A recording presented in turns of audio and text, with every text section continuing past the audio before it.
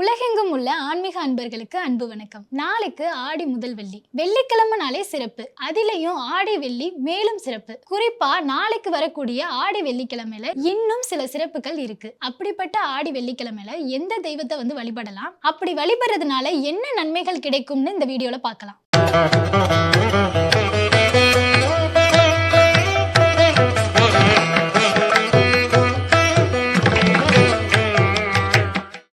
வெள்ளிக்கிழமை நாளே பராசக்திக்கும் மகாலட்சுமிக்கும் உகந்த நாள். நாளைக்கு சிவபெருமானுக்கு பிடித்த சுக்கிரவார பிரதோஷமும் ஆடி முதல் வெள்ளியும் சேர்ந்து வருது. சோ அப்படிப்பட்ட நாள்ல அம்பாளையும் சிவனையும் சேர்ந்து வணங்குறது ரொம்ப நல்லது. நாளைக்கு ஆஞ்சநேயருக்குரிய மூல நட்சத்திரமும் சேர்ந்து வருவது மேலும் சிறப்பு. ஆஞ்சநேயருக்கு எல்லா தெய்வங்களும் ஒவ்வொரு வரத்தையும் ஆயுதத்தையும் கொடுத்திருக்காங்க. அன்னை பராசக்தியே தன்னுடைய கையில இருந்த திரிசூலத்தையே கொடுத்ததா நம்பப்படுது.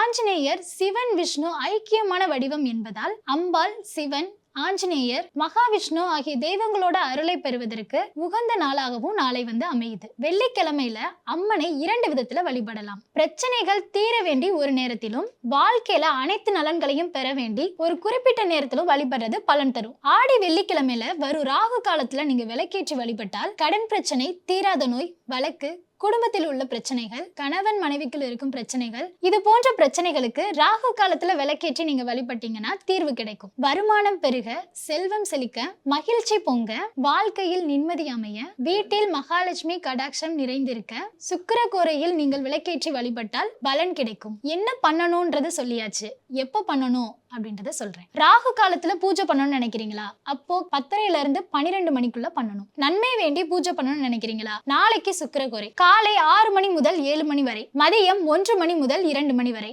இரவு 8 மணி முதல் 9 மணி வரை. என்ன பண்ணணும், எப்போ பண்ணணும்னு சொல்லியாச்சு.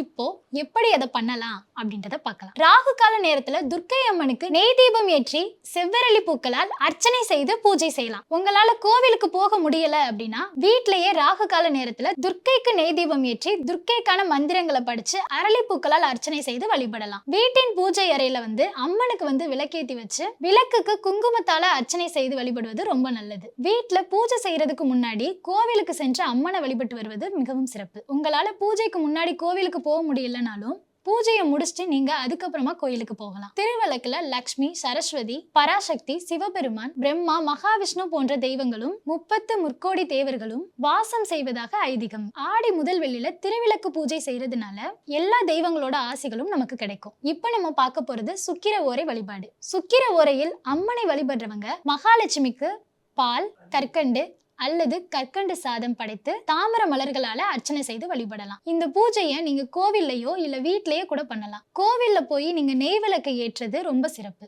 அனைத்து நலன்களை கிடைக்கிறதுக்கும் அம்பாலோட அருளை பெறுவதற்கும் பிரதோஷ காலம் முடிகிற நேரத்துல, அதாவது சாயந்தரம் 6 மணிக்கு வீட்டுல விளக்கேற்றி வில்வ இலைகளை வைத்து நீங்க வழிபடலாம். ஆடி வெள்ளியில இப்படி வழிபடுறதுனால அனைத்து நன்மைகள் கிடைக்கும், இறையருள் பெருகும். இது போன்ற ஆன்மீக தகவல்களை பெற இந்த சேனலை சப்ஸ்கிரைப் பண்ணுங்க. திருவருளுடன் இணைந்து இறையருள் பெறுவோம். நன்றி, வணக்கம்.